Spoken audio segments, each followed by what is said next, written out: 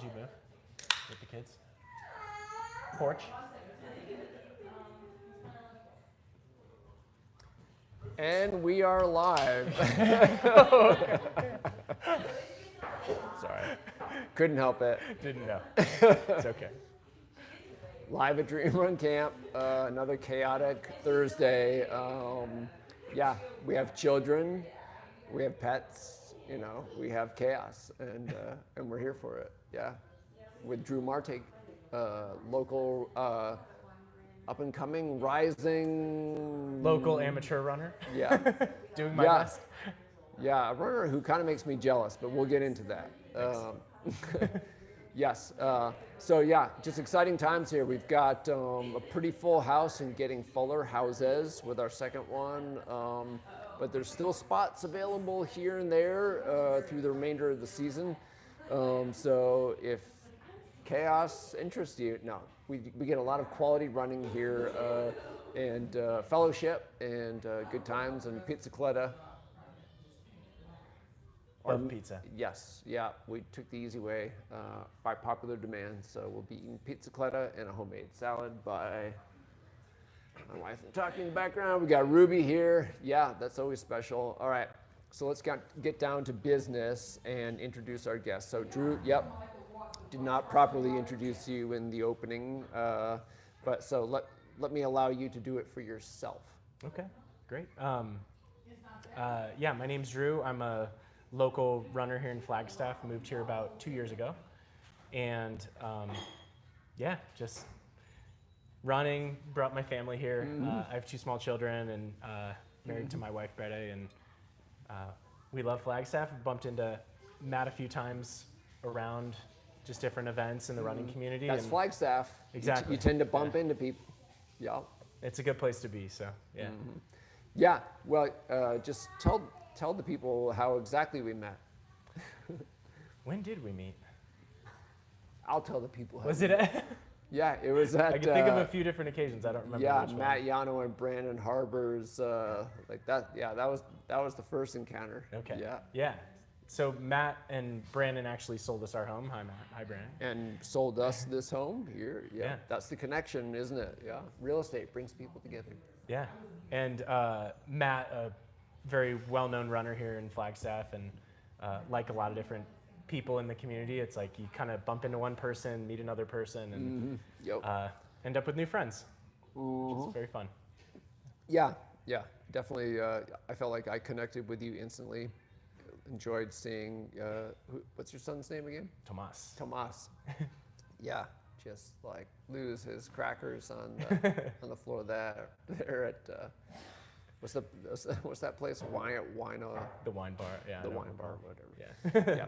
Anywho, but that was a good time. Yep. And so here we are. So the reason I'm a little bit jealous of you is that like I started running when I was a kid, and you didn't.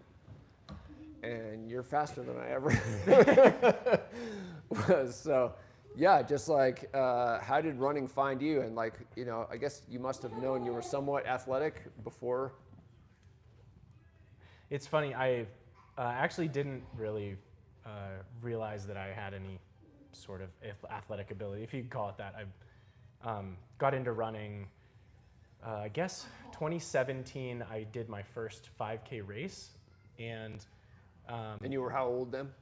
I was probably 27 or so, if the math works out. I'll be 33 in July. Okay. So, and yeah, so that was like my first race experience, but I didn't really start like taking running seriously until maybe about 3 or 4 years ago. I started really like training, you know, like true training. But how did it find me? I mean, when I was growing up, I came from a family of athletes. So my dad was a professional baseball and football player. Oh, wow.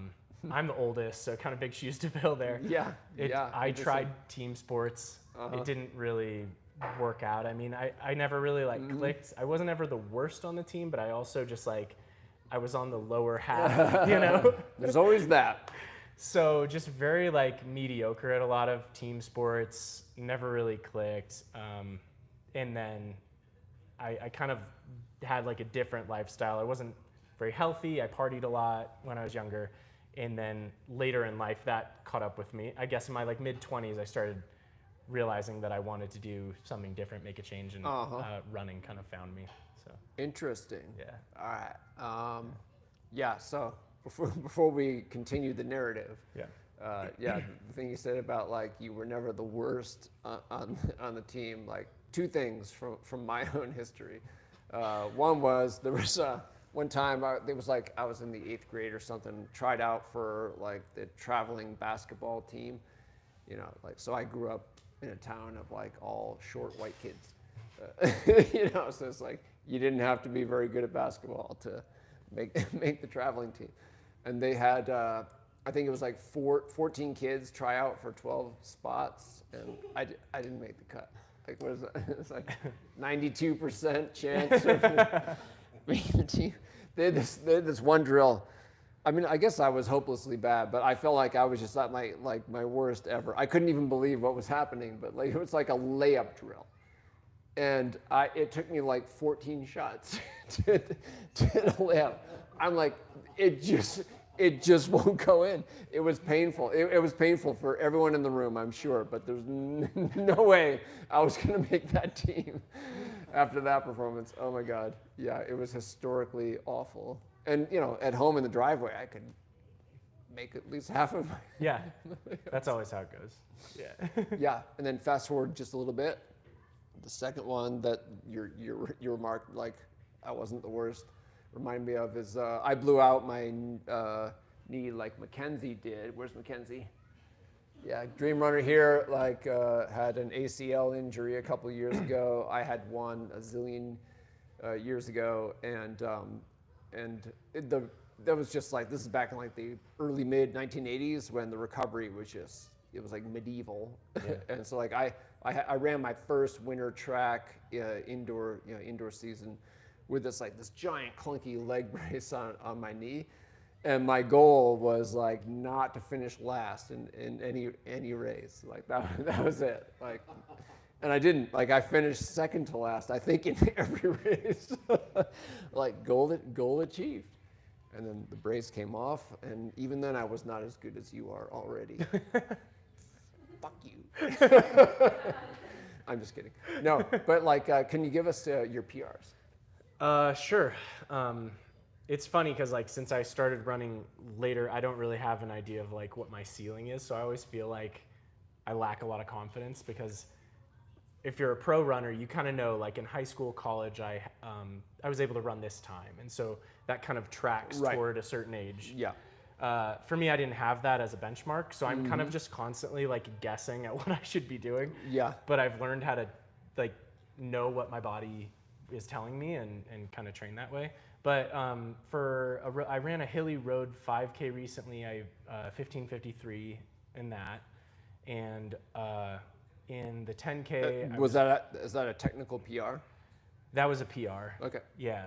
I ran a 10K recently that was 32:15, I think, and which is way better on the equivalence charts. Oh, is it? Yeah. Okay. Yeah. There was the 5K was super hilly. Yeah. It was brutal. Actually, Yeah. it was so Yeah. painful. It was terrible. Yeah. And I just raced a half marathon where I ran 71:54, I think. Okay. Which I really wanted more there. I'd had like, it's kind of a tough race. I got side stitch at like mile 5 and struggled through the whole thing. But Yeah. yeah. Yeah. So yeah, also, we have questions from the group.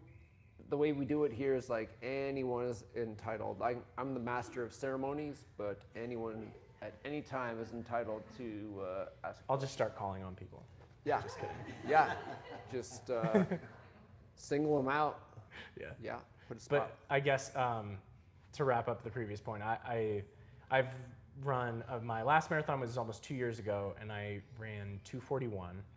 And this year in Berlin, I really want to break 2:30 in the marathon, and it's one of those things I know I can do it. It's just a matter of, you got to string together the right amount of training and do the right things and not mess up too many times. And hope you have a good day. So Yeah. Yeah.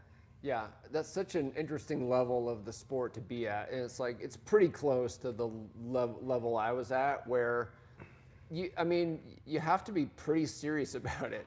You know, you're, I don't know if you're all in, but you're pretty close to all in as a runner.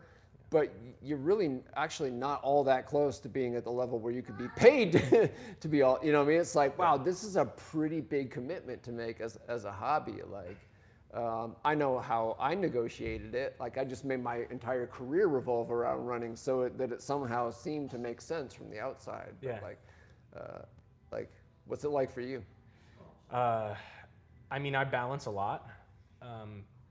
That's probably my biggest limitation is that I balance a lot, and it's also one of the things that I think is like the best part of my life right now is that I'm a dad, a husband, I work remotely and travel for a technology company that I'm also passionate about that. I work in cybersecurity,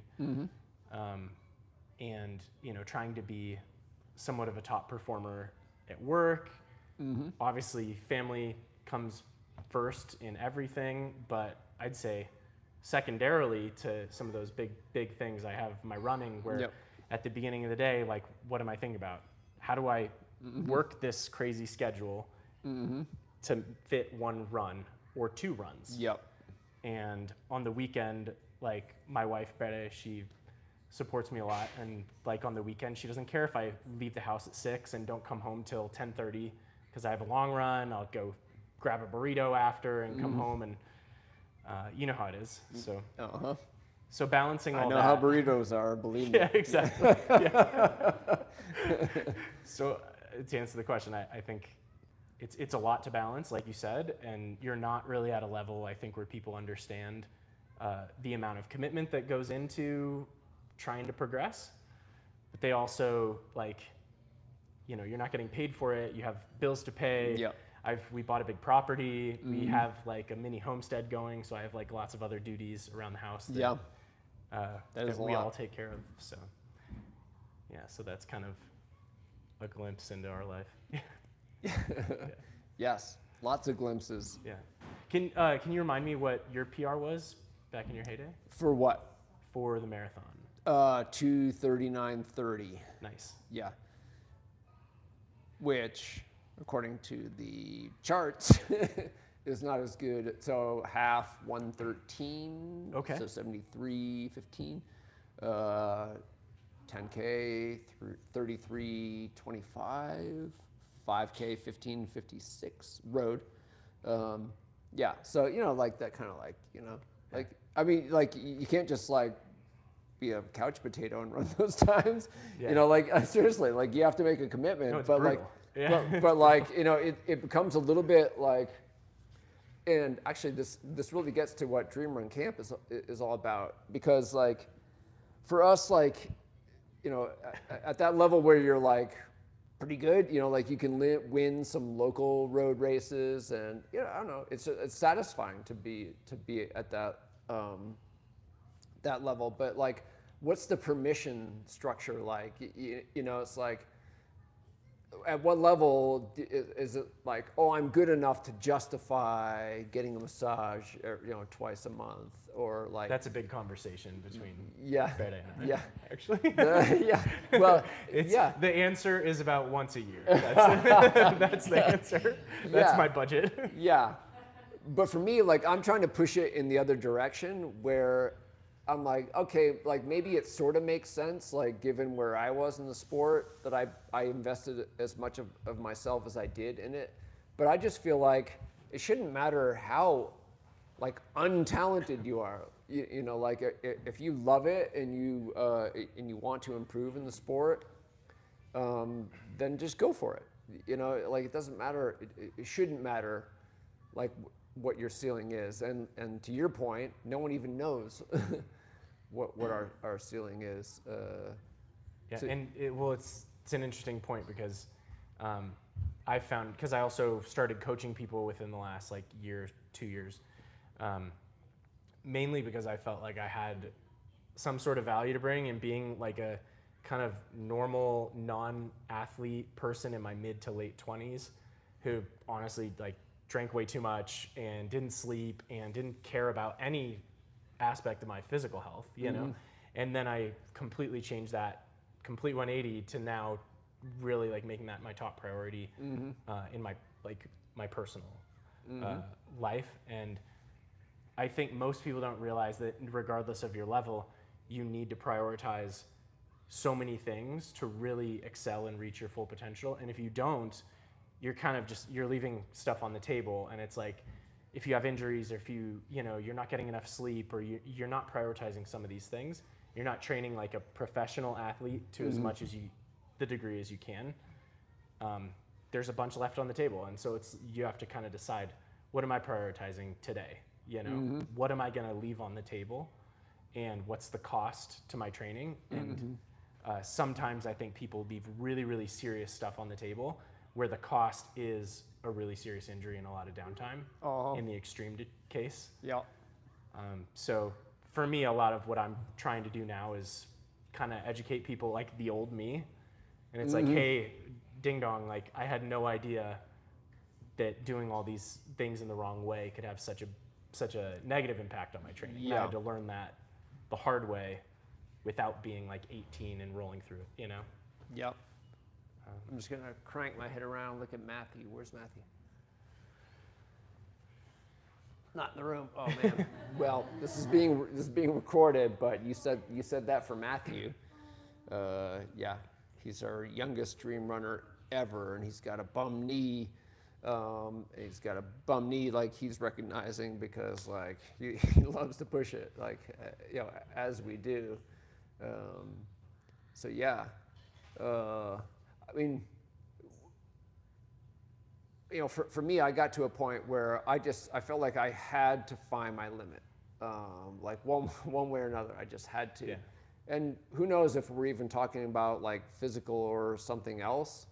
I mean, yeah, a lot of people who I think are drawn to more of the ultra distances, it's mostly they're trying to find their mental limit. But like, how does like the desire for balance and like co-prioritizing a lot of things at the same time rest with that?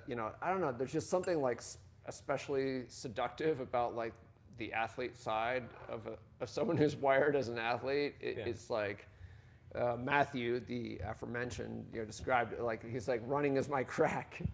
It like definitely has that pull on you. It's like, this is selfish, this is irresponsible, but I love it.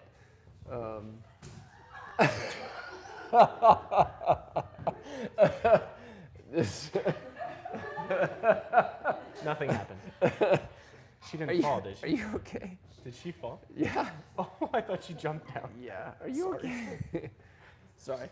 Just going for pets. A little time out. Yeah, you all right? Jeepers. Crow. This dog. This is Clementine. She was on the streets for a while, and it shows. Yeah, you witnessed the leaping out the window of my vehicle. Yeah, this is like a tall vehicle, front window halfway rolled up. So she's like 4.5 feet off the ground. Gets her front paws on the window and just launches out. Yeah. Very special creature here. Yeah. So if you come to Dream Run Camp, you will not only get me, and how awesome is that, but you will also get Clementine for hopefully the next 15 years at least. Yeah. That was our commercial break. Yeah. Yeah. Sorry for causing it. Yeah. So, something else that's weird is like, I'm convinced there used to be a statuette on top of that table there. Do you remember seeing? I do. Yeah? What happened to it? I attempted to guard it. Yeah, small children. Yeah. Yeah. So, yeah, but like, it's just like, the way I look at it is an opportunity to upgrade. So thank you. Thank you, Tomas. You can, I'll Venmo you. Not at all. Not at all. Yeah. No. Yeah. Also, very much part of the Dream Run Camp ethos is like, this is a place where people live and people bump into things, and so when something breaks, if I break it, I'm very hard on myself. But anyone else, it's life. Yeah, yeah. And you know, yeah. That's my goal. Wait. Oh, well, that's just locker room banter, though. Yeah. Ruby broke the elliptigo, or one of our 2 elliptigos, and I have been giving her a hard time about it. I was just too tough for it. Yes. No, just like she used the hell out of it. Yeah. Sadly.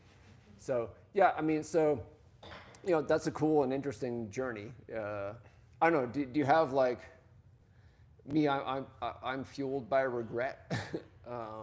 I just think it's great fuel, and probably all of us past a certain age have like we have sources of regret. You know, like we could draw on that resource. Like it, you know, for you it would just be wasteful. But I wonder, you know, it's like, man, I'm kind of good at this. Like if only my dad had been a pro runner instead of a pro football player. I don't know. Yeah.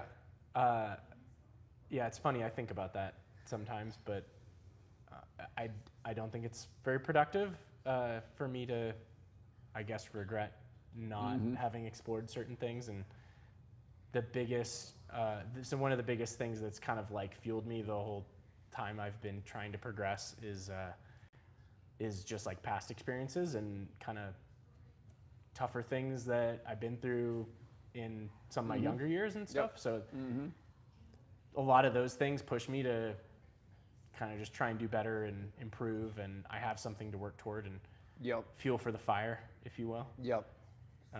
And I think that's pretty valuable. So without that, I don't know that I would have the motivation.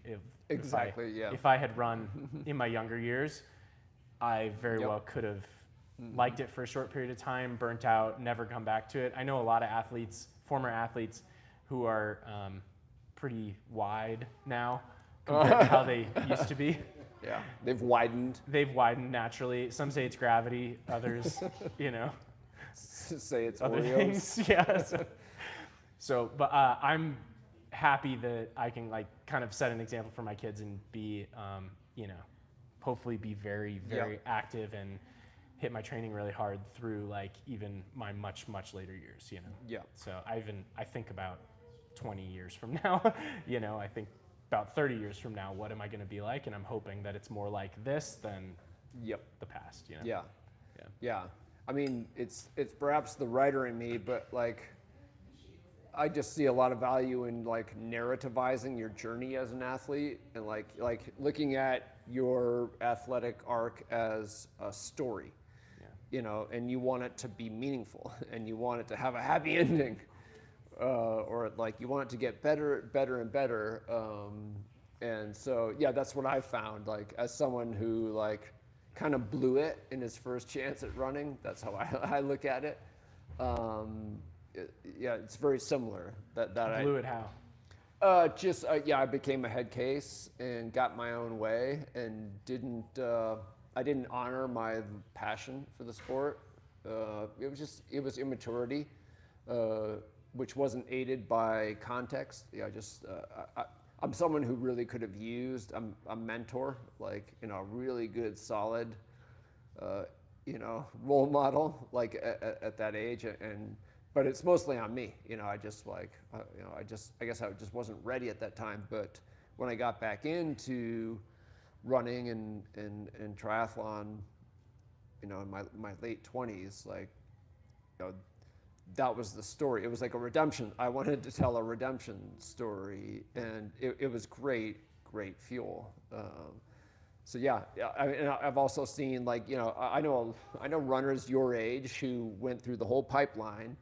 They were, you know, really, really solid or standout high school runners, did the 4 years, maybe 5 in college, and then by the time they're on the cusp of turning 33, they're like, been there, done that, like, time to widen, time to get wide. Yeah.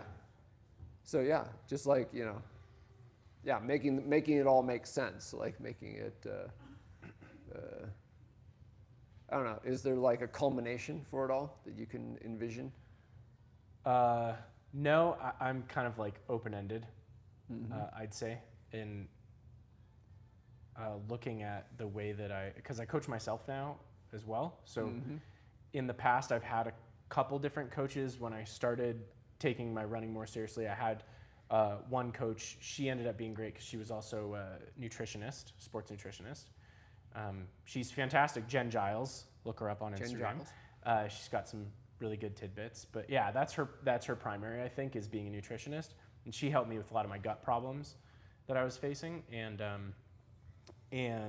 But she was great with establishing kind of a base level understanding of endurance training when I was like 28 years old, you know?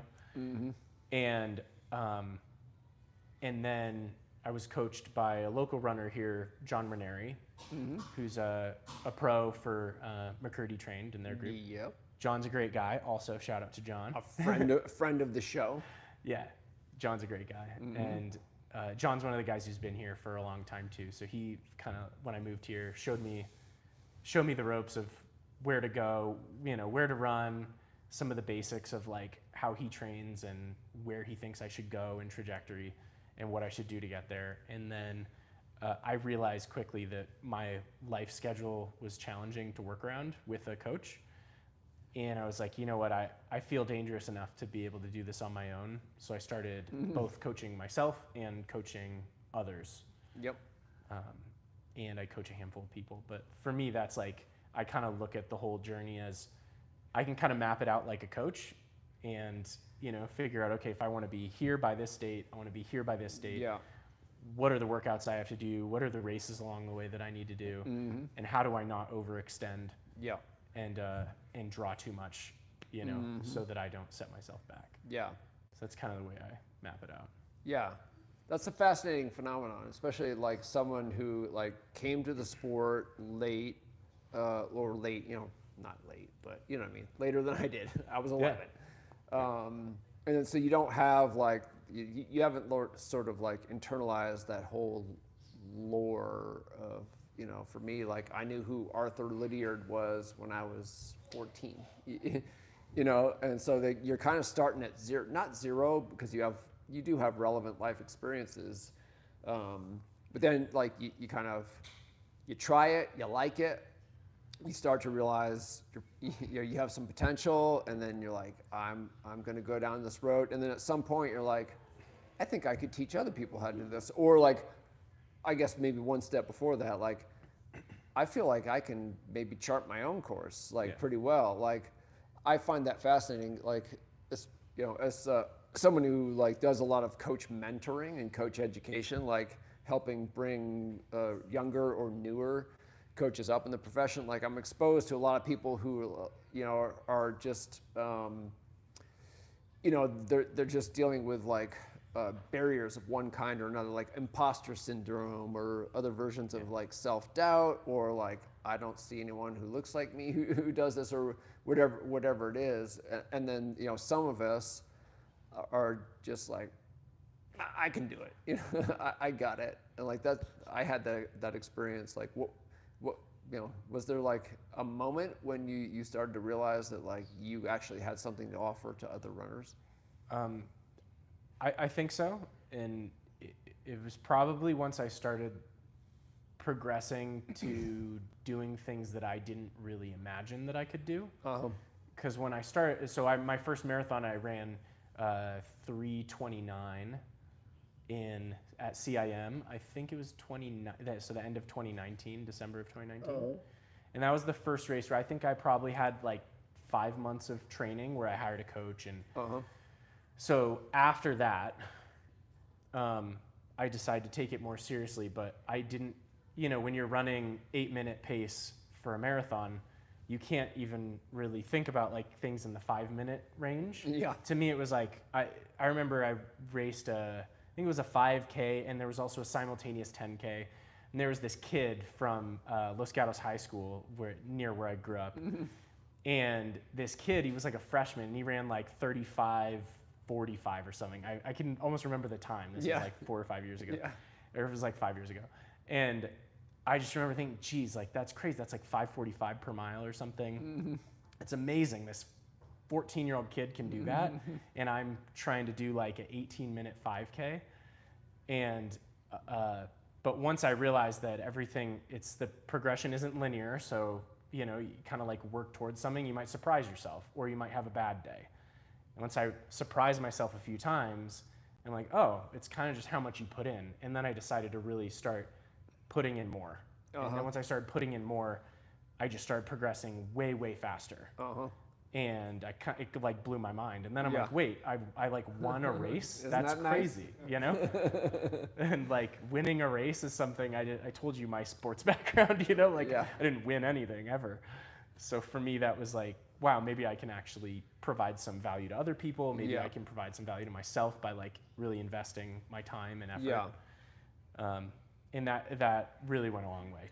To the point that now we live in Flagstaff, and my wife probably thinks I spend way too much time running and doing other things, but spending 15 hours a week doing training is like, between your stretching, your mobility, your weightlifting, your running, Your burritos. Let's not forget. Exactly. All runners, I think, eat burritos on a regular basis. But yeah, once you start putting in that amount of time, you realize, all I have to do, prioritize my sleep, work around my work schedule, and make sure that I'm dedicating enough time to some of these essentials in life. And it's like, all right, I take from this other thing I didn't really care about, I reinvest in something I do care about. And people have more time than they really think. It's just we all spend time. We wake up, scroll on our phones, I don't know, sit on the toilets for 40 minutes instead of 15, you just, whatever you're doing. Don't we all? You start scrolling, people start scrolling Instagram and watching YouTube at those downtimes. It's like, you never know how long things are gonna take these days. And if you just really start cramming, prioritizing things into what you wanna do, I think huge potential for most people, Yeah. Sorry. Shorter bowel movements equals better performance. You heard it. More a technology comment, but yes. Yeah. Can I ask what your goals are beyond a 2:30 marathon in Berlin? That's a good question. Thank you. I don't know. I'm kind of open-ended, and I just want to see how fast I can get and progress. Recently, a friend who was staying here in Flagstaff visiting, if anyone watches Sweat Elite YouTube channel, fantastic. Matt Fox was here, and we had met once before, and I texted him, hey, you want to run? And we ended up running together for like several weeks. He's a 220 marathoner. He's trying to break 220, which is he's spent a lot of time like kind of trying, failing, and he's still going. And for me, seeing like what he's doing and previous, I mean, I never would have thought that's possible for me to train for something like that. But I'm working out with him, and we had a workout, and Sarah Hall and Ryan Hall joined us. Ryan's like riding the bike. I'm like, oh my God, this is insane. I can't believe I'm talking to Ryan Hall while I'm on my long run, And Flagstaff, it's amazing. But it's so cool because everyone here is down to earth. Everyone has like really lofty goals. And so now, I don't know, I'm trying really hard to just be the best version of runner and myself that I can be. And I think there's a lot of people that are like me that are doing things that now I'm considering, like maybe I could do that, So yeah. Great question. Thank you. I usually don't like say some goals out loud because I fear that saying it publicly might, impact my mental well-being. But I'd say there's some milestones in running, and a lot of them are worth working toward. Yeah. Sweet. Great answer. Thank you. Thank you. Yeah. Well, shoot. When you were trying to, I guess, progress in the marathon, I think I've either read one of your books or maybe some online blogging or something, but you've been to, like, you spent some time in Flagstaff, right, with NAZ Elite. Have you gone to Kenya?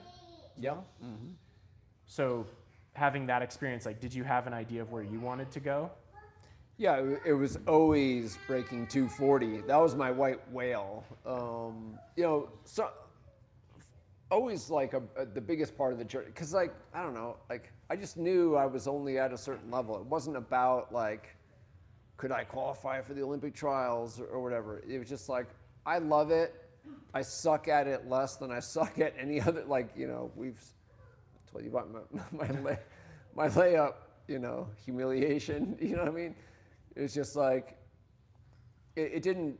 The numbers I think I always understood were just an excuse for going on just going full send, and just and seeing how you can transform as a human being. So yeah, I mean for me like the white whale was breaking 240 in the marathon, just because it should have been relatively easy. Before super shoes? Yeah, for sure. Yeah. That's easily a 234. Easily. I don't know. I possibly. I But think. yeah, but yeah, it's like and I sell this Kool-Aid to runners who come here all the time. It's like like if you're tempted, come on in, because it's like it's a cool journey when you just dream big or just don't even put any kind of ceiling on it. It's just like I'm on a path and I want to see where it leads to. Everyone has their own balancing they have to do, but I'm the influence your mom warned you about. Just like saying like quit your job, get divorced, and just run. Like I'm that influence, and everyone else needs other influence to balance it out. But it's awesome what you can experience. And what it really, I'm being glib, but like what it really comes down to is like I want to be an influence who just gives runners who are not as gifted as either of us is, like to get those runners like all the way to the very back of the pack, like permission to just go for it. Like if you love it and you view it as a sport where you're measuring the relevant things and you want to improve, it can be the same journey for absolutely everyone across the entire spectrum. Like how many people get to stand at the top of a Olympic podium and hear the national anthem played? That's unique. But the rest of it, I think, is available to all of us. Like I know I had that experience as a runner at the level I was at. I don't know. Like as a coach now, like are you also a bad influence On myself or others? Just quit your job and all that. To that same point, I think like what we talked about earlier of like what are you leaving on the table in your day to day? What's the potential that you're leaving there, that you're deciding I need to prioritize this other thing, and because of that my running's going to be sacrificed. Everyone has it, because if we're not professional runners, so everyone's leaving something on the table. But I think if the value in something like your run camp would be, you come here, you realize, okay, when I'm not leaving 80% of things on the table in my running, instead it's like I'm only leaving 20% because I just have to work during the day, I'll work remote or whatever. Yeah. And I get to 100% prioritize my recovery, all my recovery practices and stuff. I get to go really hard and run in some of these like beautiful places in Flagstaff. How quickly can I progress in that environment? And then when you go home, you can translate that into, okay, maybe I could take this little tidbit of value from that camp. Mm-hmm. I can apply it to my day to day. Yep. And a lot of what I tell people that I coach is like, we kind of just talk about their day to day life instead of just talking about the running. It's like, okay, how much are you sleeping? How demanding is your job? Mm-hmm. Like a lot, just mentally demanding. How often are you sitting? How annoying is your spouse? That could be a factor. I'm talking about myself, not my spouse. Do you have children, right? Like us with kids. I mean, people like Rory Linkletter, who I think you had on here. Yep. He has 2 kids as well. So that's, I mean, him doing what he does with 2 children is amazing. So, but I think that full total life optimization is huge. And so many people think I'm a hobby jogger, and Right. they don't think that the level of running that they're doing Right. requires or demands Or deserves. Yes. the level of dedication that a lot of other elite runners might put toward their running, and I Yeah. completely disagree. I think it deserves absolutely all of it. Right. But how much can you give? You know, Yep. so just finding out how much you can give will tell you how far you can go. You know. Yeah. Yeah. That's a happy thing when you see an athlete. Like for me, you know, I'm old enough to take a very broad perspective. It's like, yeah, I want to be the running influence your mom warned you about, but like I'm totally like what I really want is for, you know, every athlete I encounter to decide for themselves. Like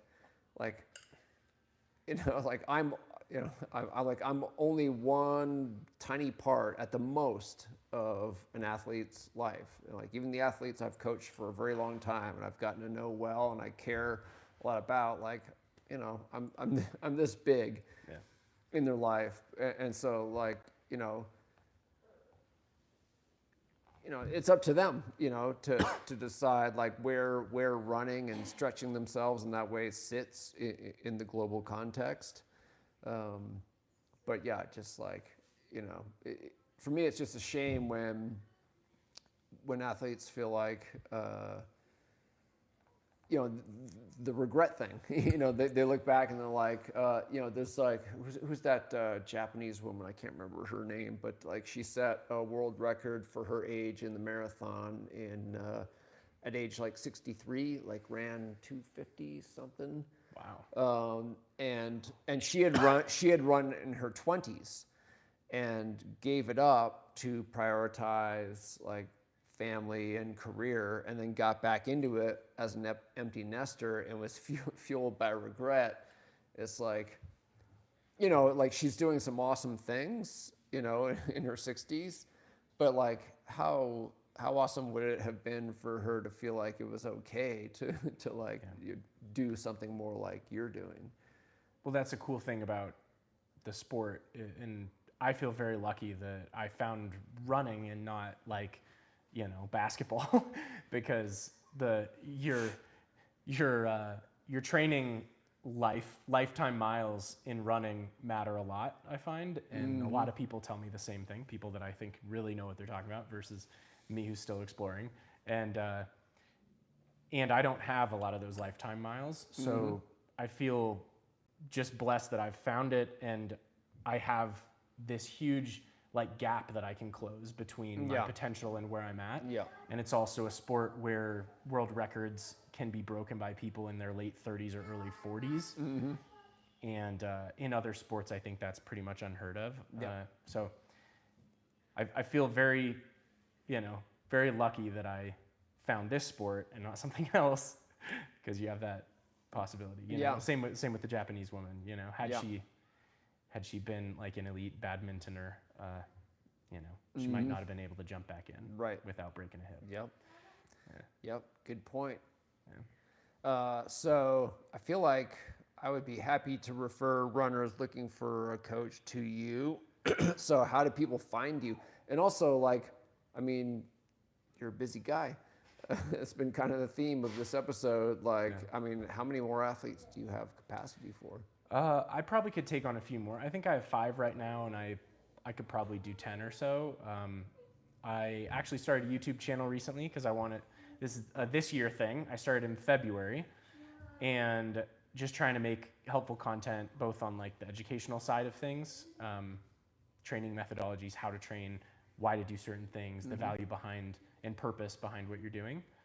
And you can find that just by searching my name, Drew Martig, DrewMartig, in YouTube. And I'm also on Instagram, Drew Martig Runs, all one word. And yeah, reach out. Right on. Sweet. Okay. Referrals coming. I don't know about you, but I'm craving salad and pizza. salad and pizza. Sound good to everyone? All right. So, yeah. So you're all missing out, but if you signed up to come to Dream Run Camp, you wouldn't be missing out. So next time, maybe. Love you all. Thanks for tuning in. Special thanks for Lauren Clement, our rock behind the camera, and Ultra marathoner. Yeah, ultra. Yes. Yeah. Just all around stud. Good night. See you next time. Thank you.